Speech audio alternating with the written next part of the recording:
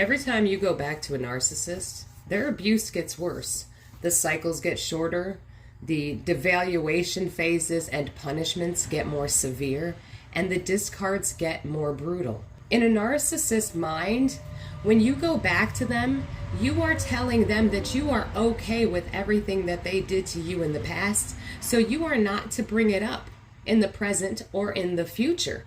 Because in a narcissist mind, that means you going back means everything is forgiven, all is forgiven, and they don't want to hear about it again. And then once you're back in the cycle with them, the reason the devaluation gets more intense is because the narcissist, number one, has to punish you for whatever you did in the past that caused them an injury, or they need to punish you because you were somehow disobedient, and they need to get you back in line. They need to retrain you, reprogram you to play your role accordingly in their narrative, in their shared fantasy. And the main reason that the narcissist has to devalue you so much more each time you go back is because devaluing you is what regulates their emotions. The narcissist needs you to be a container and hold all their rage and inner turmoil and self-hatred that they project onto you. They need you to internalize that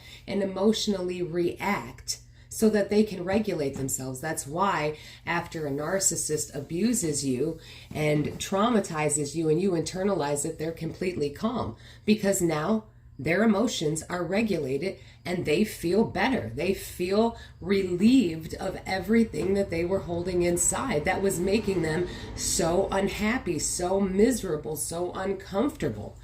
And that is why when you go back to a narcissist, the devaluation gets worse, because they have to make up for lost time, meaning that if they were without a source of supply during that time, it's because they didn't have any way to regulate themselves. And in order for them to regulate themselves, they have to actively be devaluing someone.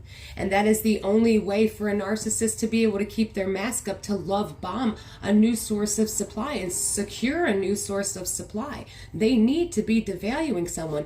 So if you were discarded and you stopped playing along, that means that whoever the new supply was, the narcissist had to end the love bombing phase because they needed to be devaluing someone. And finally, one of the reasons that the narcissist devalues you so much more each time you go back is because you have somehow managed to shatter the delusional world that they live in repeatedly, which caused an injury, which made them want to discard you or have to go get a new supply, because you kept trying to hold them accountable. You kept trying to hold them accountable for their bad behaviors, and they didn't like that because they need to be in absolute control of everyone and everything in their fantasy world. So each time you try to hold them accountable, that causes them to feel a loss of control, and they just cannot handle that. So you must be devalued so they are able to transfer everything that they're feeling inside onto you, in which you become the container to hold all their rage, inner turmoil, anger, self-hatred, and they can regulate themselves.